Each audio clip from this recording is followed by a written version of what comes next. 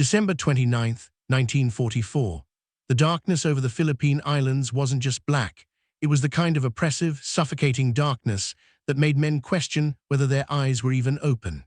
Major Carroll C. Smith sat in his cockpit, breathing recycled air that smelled of oil and metal, knowing that somewhere in that infinite void, 12 Japanese bombers were hunting for American blood. 26 years old, 43 missions flown, 4 confirmed kills etched into his record. Tonight, Smith would either become a legend or another name carved into a memorial stone. The mathematics were cruel and unforgiving. 1 aircraft, 12 targets. Every bomber that slipped through his fingers meant body bags, burned tents, screaming engineers with their flesh melted off. The pressure wasn't just on Smith's shoulders, it was crushing his chest, making every breath feel like lifting concrete blocks. But here, what the Japanese didn't know, what they couldn't have possibly imagined as they droned through the darkness, believing themselves invisible. Smith wasn't flying a normal fighter. He was piloting something that would rewrite the rules of aerial warfare forever, a machine so advanced that enemy pilots would later refuse to believe it existed even after it killed them. This is the story of how one man, one aircraft, and one impossibly skilled radar operator turned the darkest night of the Pacific War into a killing field that would never be forgotten. And if you think you know how this story ends, I promise you, you have no idea what Smith was about to do. The situation at McGuire Field was beyond desperate. For 14 straight days, Japanese bombers had turned every sunset into a countdown to terror. 334 air raid alerts in 2 weeks. Think about that number. That's an air raid alert every single hour around the clock for 14 consecutive days. American engineers worked with one hand on their tools and one eye on the sky, knowing that any moment could bring screaming engines and whistling bombs. They were building 2 airfields to support the Lingayen Gulf invasion, arguably the most critical amphibious operation in the Pacific theater since the Philippines fell in 1942. The Japanese High Command understood exactly what those airfields represented. If American fighters could operate from Mindoro, they would dominate the skies over the entire invasion fleet. Thousands of transport ships, tens of thousands of troops, all vulnerable on the beaches. Those airfields were the difference between a successful invasion and a massacre that would make Tarawa look like a minor skirmish. So the Japanese threw everything they had at Mindoro. Conventional bombers loaded with high explosives, kamikazes with hearts full of fanaticism, and fuel tanks full of aviation gasoline. Ancient aircraft held together with prayers and determination. Anything that could carry a bomb and stay airborne long enough to reach the target. The 418th Night Fighter Squadron had arrived just 3 days earlier, on December 26th, a Christmas gift that might save thousands of lives or prove utterly inadequate. Smith's squadron was the only shield standing between those incoming bombers and 20,000 American troops sleeping in canvas tents that wouldn't stop a strong breeze, let alone a 500-pound bomb. Every single night fighter pilot understands a truth that daylight pilots never quite grasp. When you fail, you don't just lose a dogfight. You watch the ground light up with explosions. You hear the screams on the radio. You return to base and count the empty tents, the crater where the mess hall used to stand, the medics carrying stretchers with shapes that are too small, too still. Smith had been training for this moment since 1943, 18 months of the most brutal, exhausting, psychologically demanding preparation the Army Air Forces could devise. Night fighter training at Orlando Army Airfield in Florida, where they learned to trust instruments over instincts, where they flew in conditions that would ground any sane pilot, where washing out meant you weren't just bad, you were dangerous. Radar intercept procedures, night navigation without stars, without horizon, without any of the visual references that human brains evolved to depend on. Gunnery practice in total darkness, shooting at targets you couldn't see, trusting that the glowing dot on your scope represented an actual aircraft and not a ghost signal or equipment malfunction. The training was exhaustive because night fighting was statistically the most dangerous form of aerial combat. Pilots didn't die in dramatic dogfights, they flew into mountains they couldn't see. They became disoriented and entered death spirals, their instruments screaming warnings they were too confused to interpret. They shot down friendly aircraft because in total darkness, every contact looked identical on radar. The 418th had paid their dues in blood and terror. First combat mission in November 1943, operating from airstrips in New Guinea that were barely cleared jungle, flying P-70 Havocs that were really just modified bombers with primitive radar bolted on. Then P-38 Lightnings with experimental radar that worked maybe half the time, when the humidity wasn't shorting out the electronics and the vibrations weren't shaking the tubes loose. The P-61 Black Widow arrived in September 1944, and everything changed. The Northrop P-61 wasn't just an aircraft, it was a revolution with wings. 66 feet of wingspan spread across twin booms, two Pratt & Whitney R2800 engines that produced 4,000 combined horsepower, enough to push the 32,000-pound aircraft to 366 miles per hour. But the real weapon wasn't the 420 Hispano cannons mounted in the belly, each capable of firing 650 rounds per minute of high-explosive death. The real weapon was the SCR-720 radar mounted in the nose, behind a fiberglass cone that let microwave pulses pass through as easily as light through glass. The radar could detect aircraft up to 5 miles away in absolute darkness, in clouds, in rain, in conditions where human eyes were completely useless. A rotating parabolic dish sent out pulses at 180 degrees forward, and when those pulses hit something solid, metal fuselage, aluminum wings, even fabric control surfaces, they bounced back. The Japanese had no idea this technology existed. Their intelligence services had completely failed to detect it. Their bombers flew at night because darkness had protected them for 3 years of warfare. Every instinct, every tactical doctrine, every operational assumption was built on the foundation that nighttime meant safety. That assumption was about to kill them. At 23:42 hours on December 29th, Lieutenant Philip Porter's voice crackled through Smith's headset with words that would begin the most extraordinary single mission any American night fighter pilot would fly in World War II. Contact.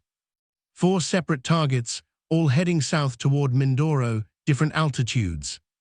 4 contacts, not 1, 4. Smith's hands tightened on the control column. His fuel would last maybe 3 hours of patrol time. Each intercept took 10 to 15 minutes. The pursuit, the approach, the attack, the kill confirmation, the climb back to patrol altitude. 3 hours meant he could engage maybe 8 or 9 targets under ideal conditions. But conditions were never ideal. Weather could force him to maneuver around storms, burning extra fuel. Targets could take evasive action, turning a 5-minute intercept into a 20-minute pursuit. Ammunition was limited. 800 rounds sounded like a lot until you realized that each burst consumed 48 to 72 rounds, and you might need multiple bursts per target. Smith made his decision in 3 seconds. He would pursue all 4 contacts.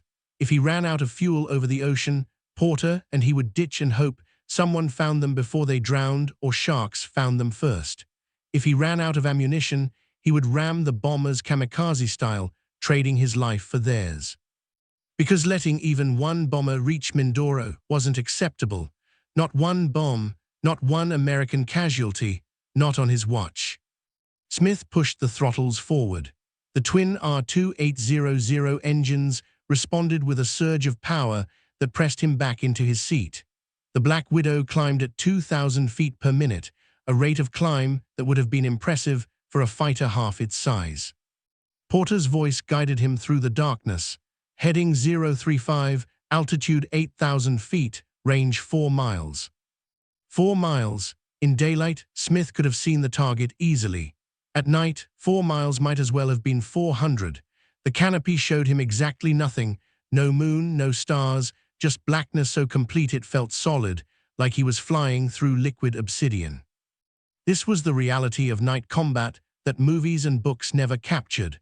The loneliness, the sensory deprivation, the way your brain started inventing phantom lights and false horizons because it couldn't process total darkness.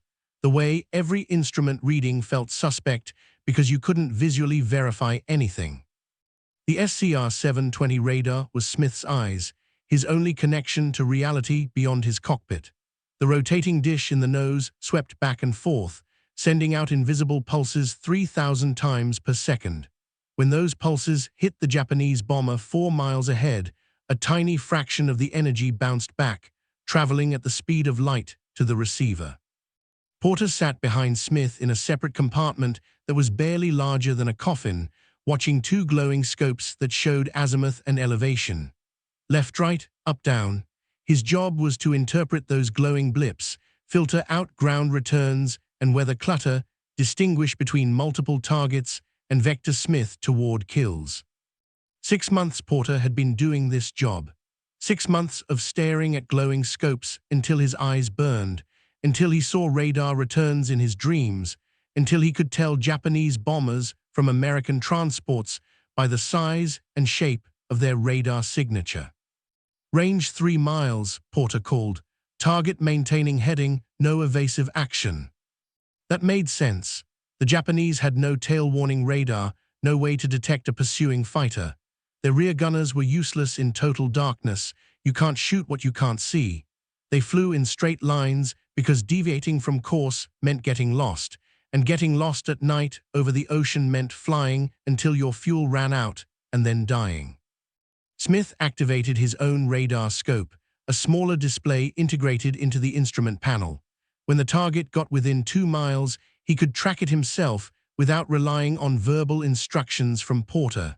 The pilot scope was simpler, just range and relative position, but it was enough. Range 2 miles. Smith could see the target on his scope now, a glowing blip that pulsed with each radar sweep, steady, constant, unaware it was being hunted. The bomber was a Mitsubishi G4M, codenamed Betty by Allied intelligence. 2 Mitsubishi CAS engines producing 4,000 combined horsepower, maximum speed 270 miles per hour, 7-man crew, bomb load 1,760 pounds, enough to obliterate a barracks, crater a runway, turn a fuel dump into an inferno visible from 50 miles away. The Betty had a fatal weakness that every American pilot learned to exploit: no self-sealing fuel tanks. Japanese engineers had sacrificed protection for range, choosing to extend the bomber's operational radius rather than protect the crew. One burst from Smith's cannons would turn those unprotected fuel tanks into bombs more destructive than anything in the bomb bay. Range 1 mile. Smith closed the distance carefully, matching the bomber's speed and altitude. Too fast and he'd overshoot. Too slow and he'd waste fuel maintaining position. The approach had to be perfect, come in from below and behind, where the bomber's defensive armament had the poorest coverage. 800 yards, 700, 600. At 500 yards, Smith finally saw it with his actual eyes, a dark shape against slightly less dark clouds, barely distinguishable from the background. The bomber's exhaust flames were faint orange glows from the engine nacelles, like distant candles flickering in wind. Smith positioned the P-61 slightly below, slightly behind. The 420 cannons were fixed forward firing, which meant Smith had to aim the entire 12-ton aircraft. The N6 gun sight projected an illuminated reticle onto a combining glass mounted in front of him, a glowing circle with crosshairs that represented where the shells would go. 400 yards, 375, 350. Smith's finger rested on the trigger. Each cannon held 200 rounds, 800 rounds total. That sounded like abundance until you did the math. At 650 rounds per minute per cannon, that was approximately 60 seconds of sustained fire across all 4 cannons. 60 seconds of ammunition to last potentially all night. Night fighter doctrine was unambiguous: short, concentrated bursts. Get close, fire, confirm the kill, move to the next target.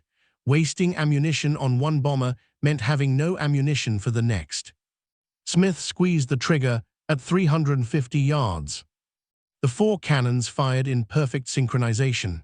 The sound was catastrophic even through the engine noise, a hammering roar that made Smith's teeth vibrate and his vision blur. 20mm high-explosive shells streamed toward the Betty at 2,800 feet per second, closing the distance in less than half a second. Smith fired for 2 seconds, 12 rounds per cannon, 48 shells total.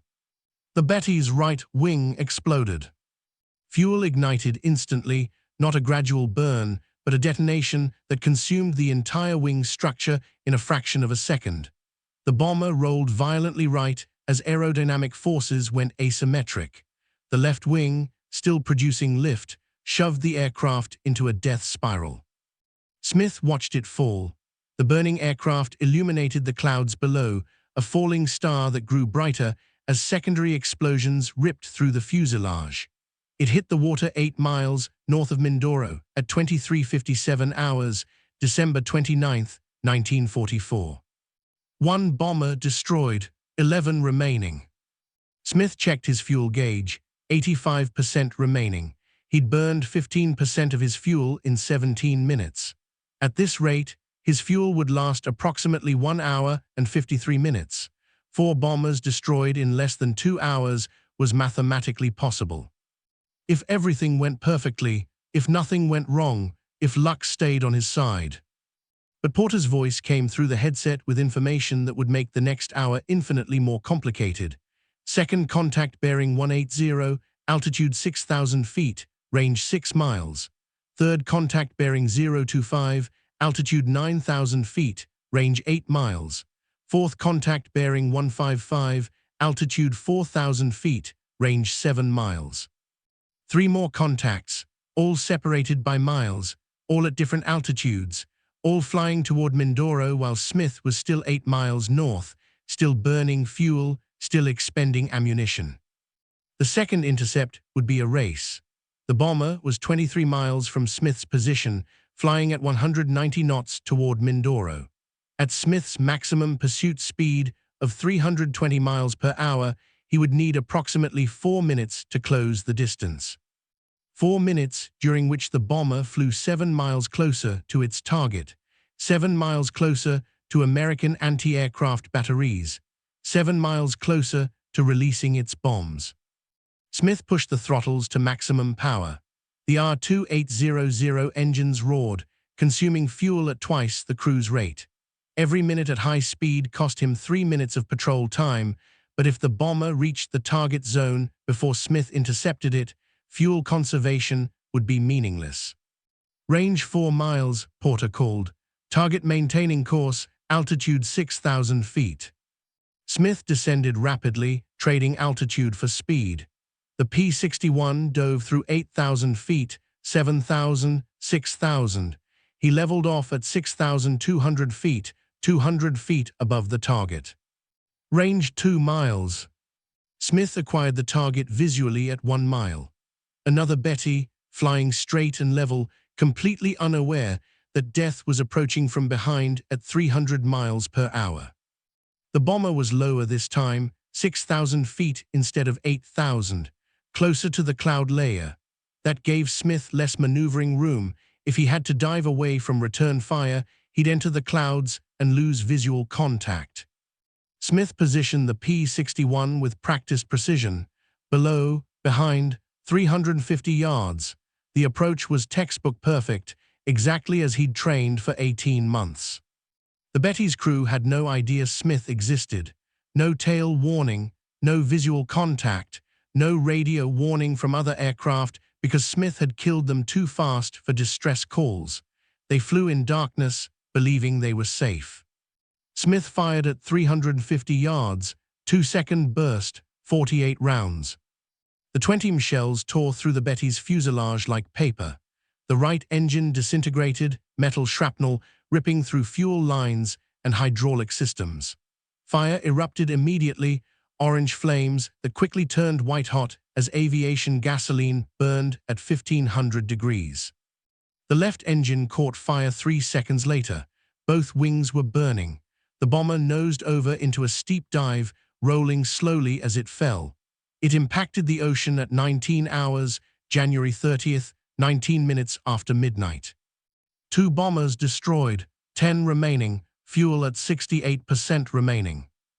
Smith's ammunition counter showed 704 rounds remaining, enough for approximately 14 more bursts if he maintained 2-second burst discipline. But he couldn't maintain discipline if targets required multiple bursts, if bombers took evasive action, if he encountered fighters. Porter identified the third target at 23 hours. Contact bearing 025, altitude 9,000 feet, range 7 miles. Smith turned northeast and climbed. The third bomber was at 9,000 feet, 3,000 feet above Smith's current position. Climbing consumed more fuel than level flight, but less than descending rapidly, and the altitude advantage would give Smith better position for the attack. The P-61 reached 9,000 feet at 26 hours. Porter locked onto the contact. Range 5 miles. Target is maneuvering, turning, changing altitude. Smith felt ice water replace the blood in his veins. Maneuvering meant the bomber crew knew American night fighters were operating in the area. They'd either seen the previous kills or received radio warnings from other aircraft. A maneuvering target was exponentially more difficult to intercept. Radar tracking became complicated. Approach angles constantly changed. Ammunition consumption increased because the target wasn't flying predictably. Range 3 miles. Target has turned to heading 090, descending to 8,500 feet. The bomber was a Nakajima Ki-49 Helen, faster than the Betty, maximum speed 306 miles per hour. Better defensive armament, 5 7.7 machine guns and one 12.7 gun in the tail position. The tail gunner had clear fields of fire directly behind the aircraft. Smith adjusted his approach vector. Instead of positioning directly astern where the tail gunner could engage him, he came from below and to the left, the bomber's ventral blind spot. Most Japanese bombers had poor downward visibility. Belly attacks were safer, though they required more precision. Range 1 mile. Target is turning right, climbing 200 feet. The Helen's pilot was experienced, Smith realized. Random altitude and heading changes made radar tracking difficult. The pilot understood that straight-and level flight made his aircraft an easy target for whatever was killing Japanese bombers. Smith compensated for the bomber's maneuvers, predicting the pattern. Left turn, right turn, climb, descend.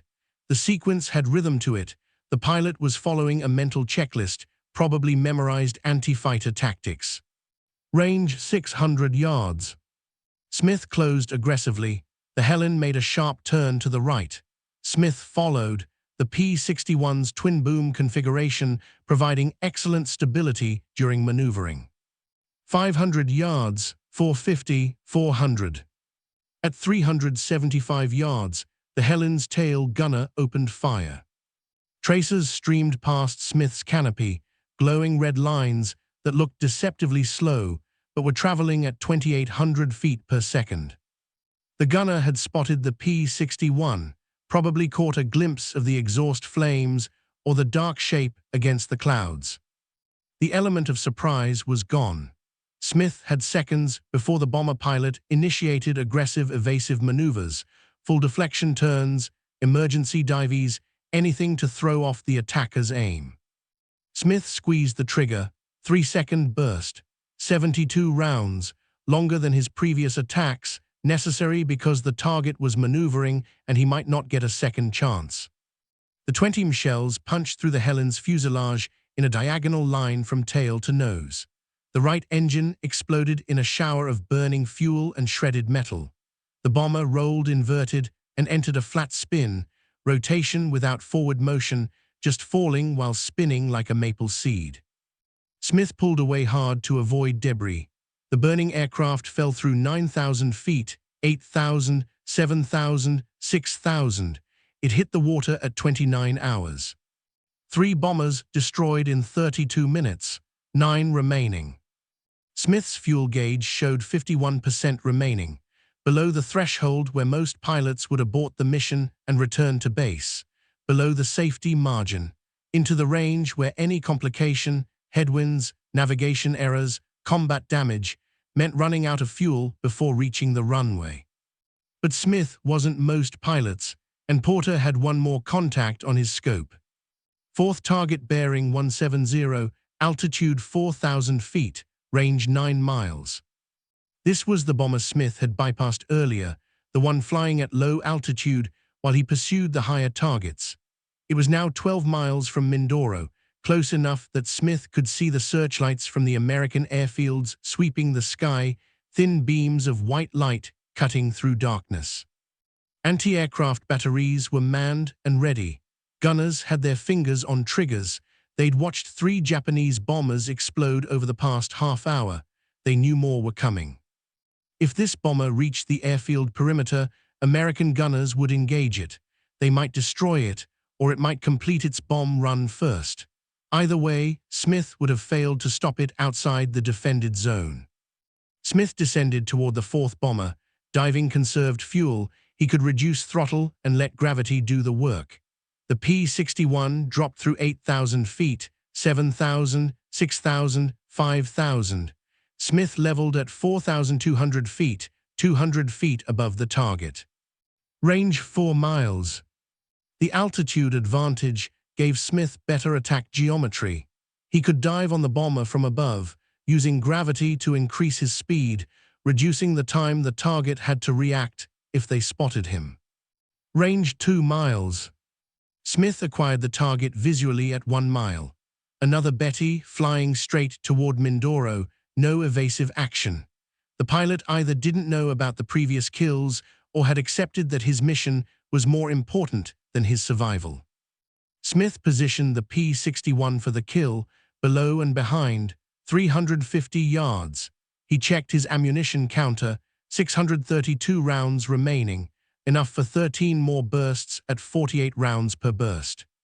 But this was the 4th target. He needed to make every shot count.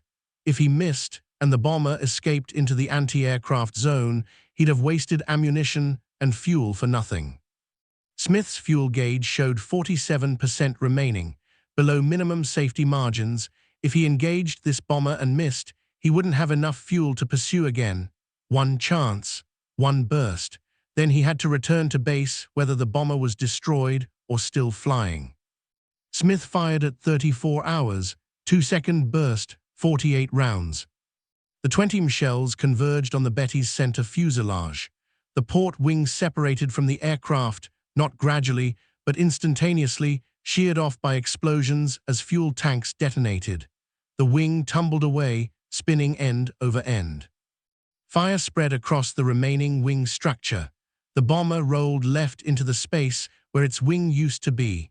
It dove toward the ocean in an uncontrolled spiral. The Betty impacted at 35 hours. 4 bombers destroyed in 55 minutes. Smith turned the P-61 back toward Mindoro. His fuel gauge showed 44% remaining. McGuire Field was 18 miles south. At cruise speed, he could reach the airfield in approximately 4 minutes with fuel to spare. Unless something went wrong. Porter scanned his radar scope one final time, checking for additional contacts. His scope was clear. The remaining 8 Japanese bombers had turned back. Either they'd detected Smith's attacks through radio warnings, or they'd lost their nerve when their comrades started exploding. The mission was accomplished. 4 kills, 0 American casualties. The airfields were safe. Construction crews would work through the night without interruption. Engineers would complete both runways on schedule. The Lingayen Gulf invasion would proceed as planned. But Smith's night wasn't over. At 42 hours, Porter's voice came through the intercom with words that would push Smith's mission from extraordinary to legendary. New contact bearing 015, range 4 miles, altitude 7,000 feet, heading north. Smith checked his position, 12 miles from McGuire Field, fuel at 42%. The contact was between Smith and his base. If it was a Japanese bomber, it was heading toward the airfield Smith had just defended. Engaging it would consume more fuel, possibly too much fuel. Smith might not make it back to base. He might have to ditch in the ocean at night, in complete darkness, with no visual references to judge altitude above the water. Ditching a P-61 at night was essentially suicide. The aircraft weighed 16 tons empty, 22 tons loaded. It would hit the water like a dropped anvil. The impact would kill the crew instantly, or the aircraft would sink so fast they'd drown before escaping. But letting a Japanese bomber reach Mindoro unchallenged was unthinkable. Smith had destroyed 4 aircraft in 55 minutes. If a 5th bomber got through and killed American personnel because Smith prioritized his own survival, the entire night's work would be meaningless. Numbers didn't matter if someone died because you chose to save yourself. Smith turned toward the contact. Porter called vectors. Range closed rapidly, 3 miles, 2 miles, 1 mile.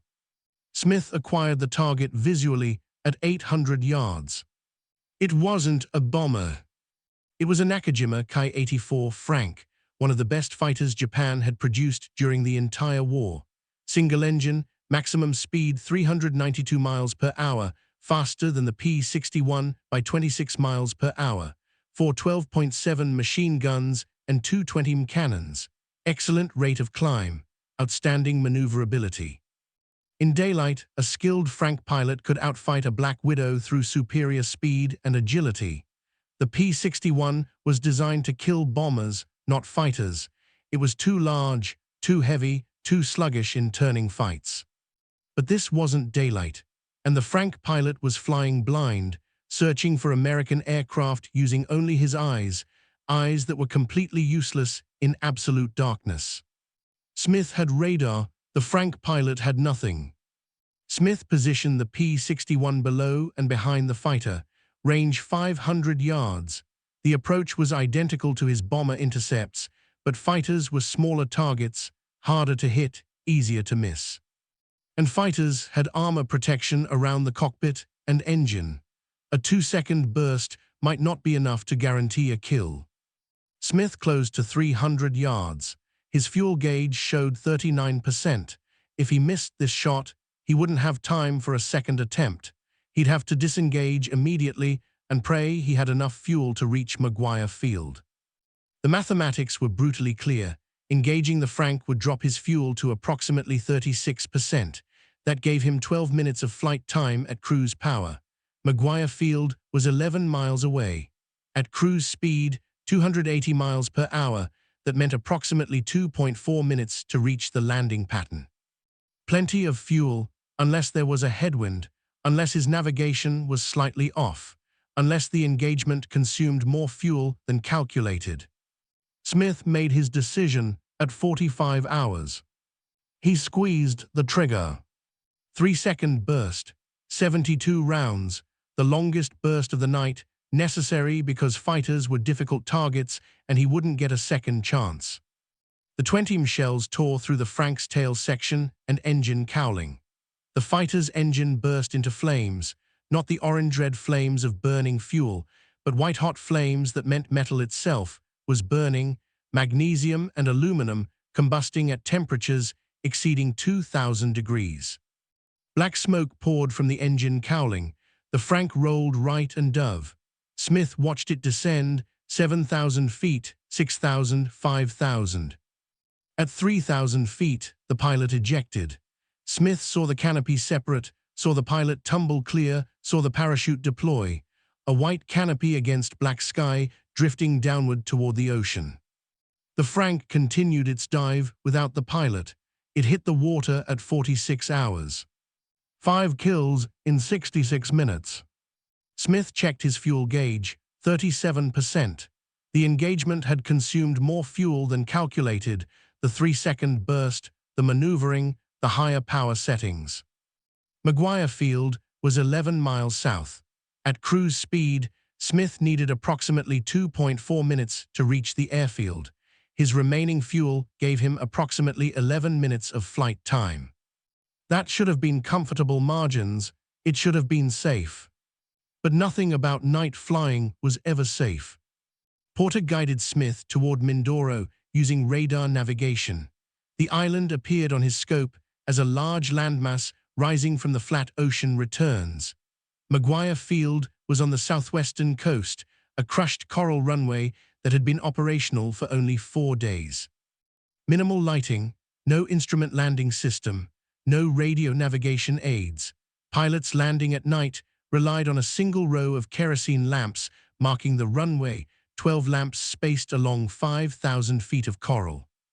From 5 miles away, those lamps looked like dim yellow dots, easy to miss, easy to mistake for something else, vehicle headlights, campfires, reflections off water. Smith descended to 2,000 feet. Fuel gauge showed 35%. The P-61's fuel tanks held 646 gallons total. 35% meant approximately 226 gallons remaining. At cruise power, that provided approximately 17 minutes of flight time. Smith was 8 miles from the airfield. At 280 miles per hour, that meant approximately 1.7 minutes to reach the landing pattern. Enough fuel, barely. At 52 hours, Smith spotted the runway lights. 12 dim lamps arranged in a line, looking exactly like what they were, kerosene-burning lanterns placed by engineers who were doing their best with limited resources. The runway was 5,000 feet long, adequate for P-61 operations, but without any safety margins. No overrun area, no crash barriers, no arresting gear. If Smith landed too fast, the aircraft would roll off the end of the runway. If he landed too slow, the aircraft would stall and drop like a stone. At night, with minimal lighting, any landing error would likely be fatal. Smith entered the landing pattern at 1,000 feet.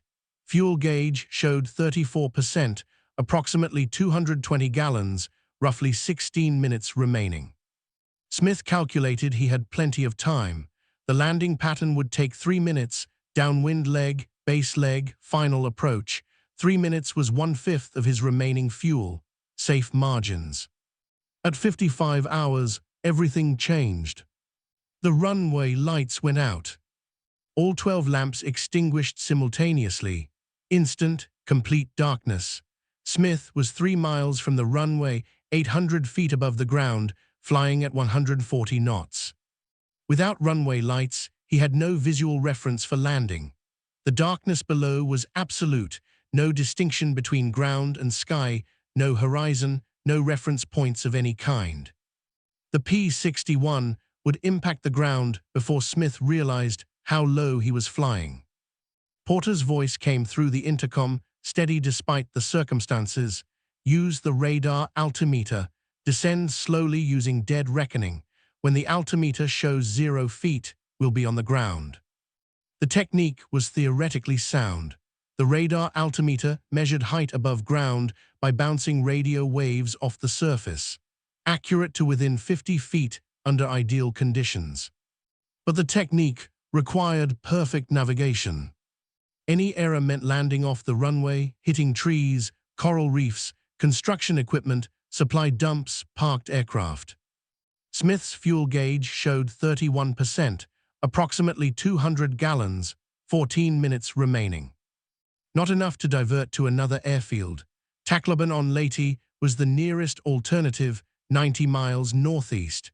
The P-61 would run out of fuel 40 miles short. Smith had one option: land at McGuire Field without runway lights, or ditch in the ocean and hope rescue arrived before he drowned. The decision was instantaneous. Smith had survived 5 intercepts in 66 minutes. He'd saved American lives, protected the airfields, enabled the invasion to proceed on schedule.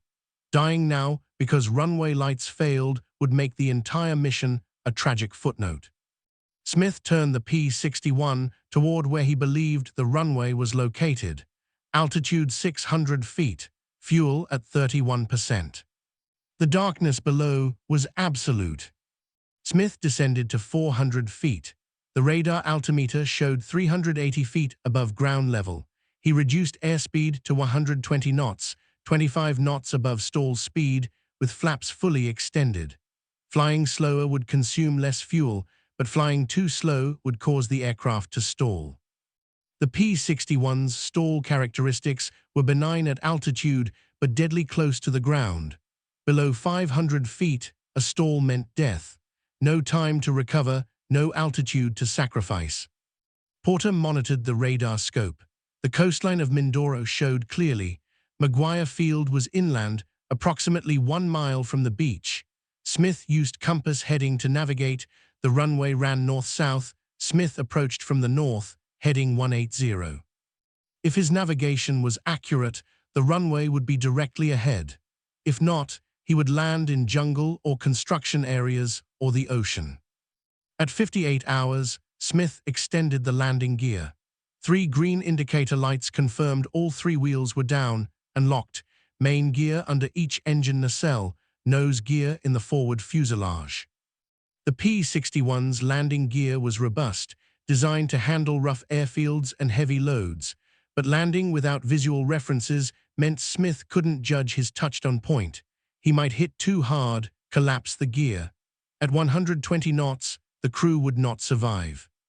Fuel gauge showed 28%, approximately 180 gallons, approximately 10 minutes remaining. Smith extended flaps to full. The P-61's airspeed decreased to 110 knots. The aircraft descended at 300 feet per minute, faster than normal, but necessary to reach the ground before fuel ran out. Radar altimeter showed 250 feet, 200, 150. Smith couldn't see the ground, no lights, no visual references, just instruments and the desperate hope that his navigation was correct. At 100 feet altitude, Smith reduced power. The descent rate increased to 400 feet per minute, faster than safe, but necessary. 75 feet, 50 feet, 25 feet. Smith prepared for touchdown. His hands gripped the control column. His feet rested on the rudder pedals, ready to correct for any deviation. The P-61's main wheels hit crushed coral at 59 hours. The impact was harder than normal. Smith felt the jolt through the entire airframe, but the landing gear held. The nose wheel touched down 3 seconds later. Smith applied brakes. The P-61 decelerated 100 knots, 80, 60, 40. The aircraft slowed to taxi speed at 20 knots. Smith couldn't see where he was on the runway. He kept the brakes applied until the P-61 stopped completely. Fuel gauge showed 27%, approximately 174 gallons remaining, approximately 9 minutes of flight time. Ground crew arrived with flashlights, getting Smith to the parking area. The P-61's engines shut down at 1:03 hours, 1 hour and 23 minutes after takeoff. Smith climbed out of the cockpit. His legs were stiff. His hands were shaking, not from fear, from exhaustion and adrenaline crash. 5 intercepts, 5 kills, 1 blind landing, all in 83 minutes of flying. Porter climbed out from the radar operator compartment. He tracked 5 targets successfully, vectored Smith to each intercept, maintained radar contact throughout the engagement, then guided Smith to a blind landing in total darkness. Without Porter's skill, none of the kills would have been possible. Night fighting was a team effort, pilot and radar operator working in perfect coordination, trusting each other with their lives. The ground crew inspected the P-61. No damage. All 4 cannons had functioned flawlessly. Total ammunition expended, 408 rounds. Smith had started with 800 rounds and landed with 392, enough for approximately 8 more 2-second bursts. Intelligence officers arrived at 1:15 hours, notebooks in hand, questions ready. They wanted details, times, locations, altitudes, aircraft types, engagement parameters. Smith provided information from memory. 4 Mitsubishi G4M Betty bombers destroyed between 23:57 hours, December 29th, and 35 hours, December 30th. 1 Nakajima Kai-49 Helen bomber destroyed at 29 hours.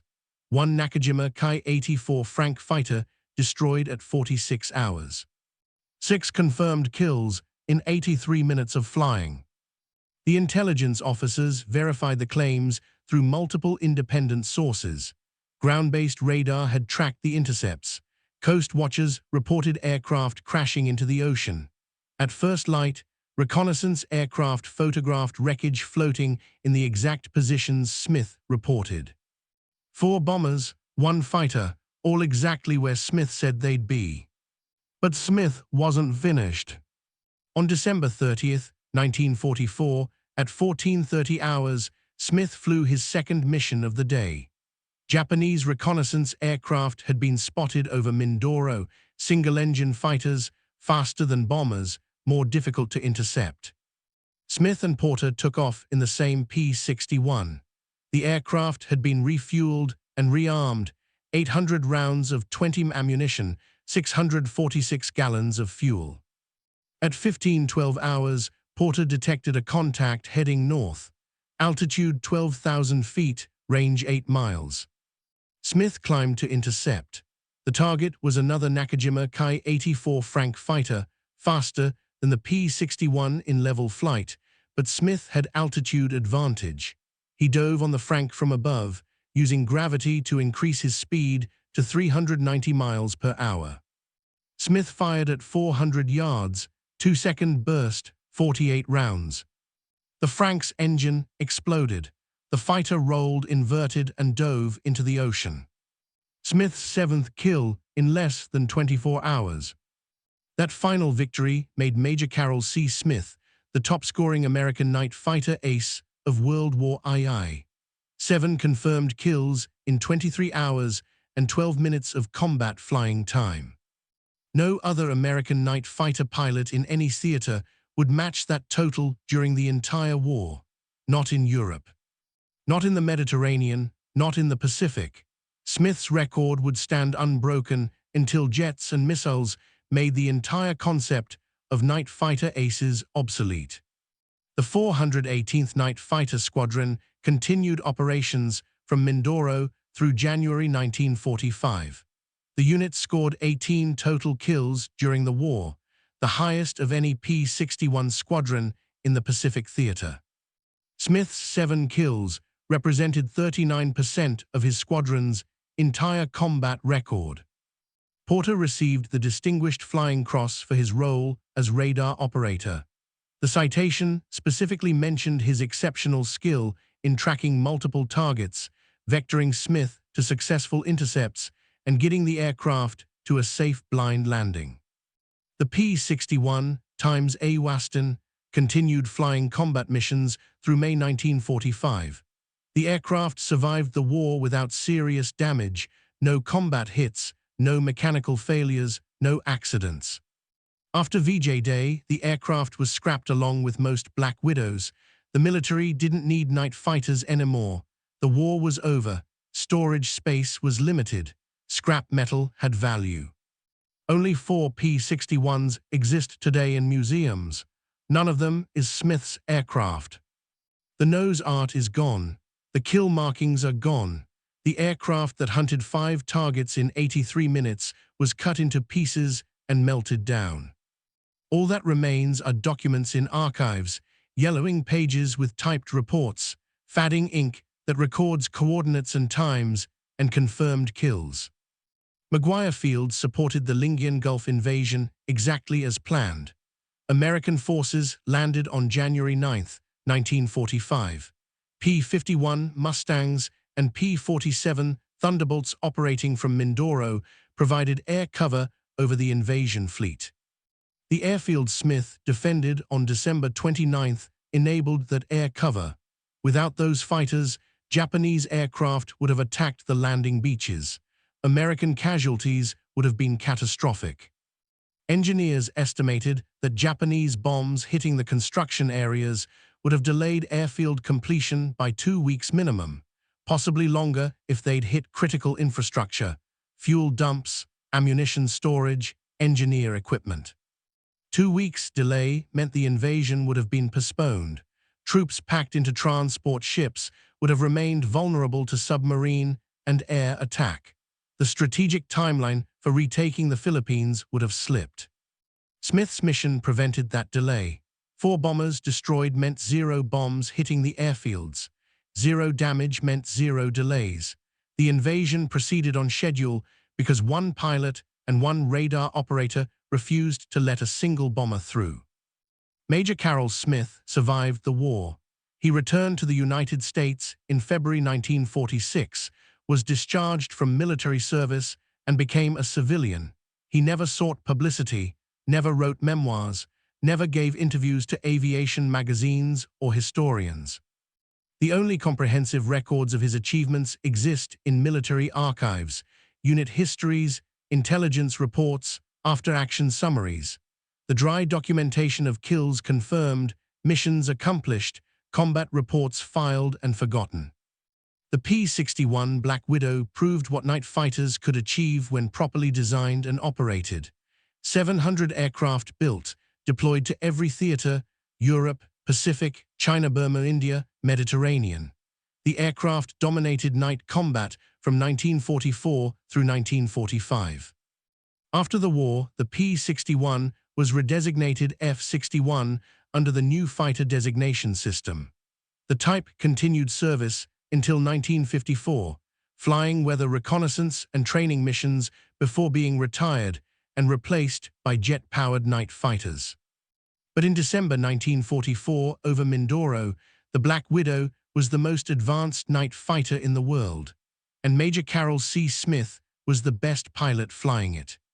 5 Japanese aircraft destroyed in 83 minutes, 7 total kills in 23 hours, a blind landing in complete darkness with fuel gauges showing minimum reserves. These weren't just numbers. They were lives saved, engineers who finished building airfields, troops who landed at Lingian Gulf under air cover, sailors who didn't die when bombers were turned back from their targets. Smith's mission on December 29, 1944, changed the mathematics of the invasion. 1 aircraft, 1 crew, 1 extraordinary night of combat flying that rippled forward through history. That's what makes this story worth remembering. Not just the kills, not just the technical achievement, but the lives that continued because one pilot refused to let darkness protect the enemy. If Carroll Smith could hunt 5 aircraft in total darkness and land blind with minutes of fuel remaining, the absolute least we can do is make sure his name doesn't vanish into history. Hit that like button right now, not for us, for Smith, for Porter, for every night fighter crew who flew into darkness knowing they might never see dawn. Every single like pushes this story to someone who needs to hear it, a veteran, a history student, someone whose grandfather never talked about what he did in the Pacific. Subscribe and turn on notifications because we're pulling stories like this from forgotten archives every single day. Pilots who changed wars with technology nobody knew existed. Crews who saved thousands of lives and never made the headlines. Real people who did impossible things on impossible nights. Drop a comment right now. Where are you watching from? United States, United Kingdom, Canada, Australia, the Philippines, Japan. This story crosses every border, every generation. Tell us your location. Better yet, tell us if someone in your family served. Tell us if you've heard stories like this around dinner tables, or if this is the first time you've heard Smith's name. Because here's the truth, you're not just watching a video, you're keeping a promise. Every view, every comment, every share is a promise that we won't let these men disappear the way their aircraft did, scrapped, melted down, erased from everything except fading documents in archives nobody reads. Major Carroll C. Smith deserves better than silence. Lieutenant Philip Porter deserves better than forgotten radar returns. The engineers who built those runways, the troops who landed at Lingian Gulf under air cover Smith made possible, they all deserve to be remembered. You're making that happen. Thank you for being here. Thank you for making sure December 29th, 1944 means something beyond a date in a file.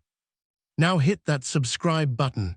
We've got more stories to rescue, and we need you with us.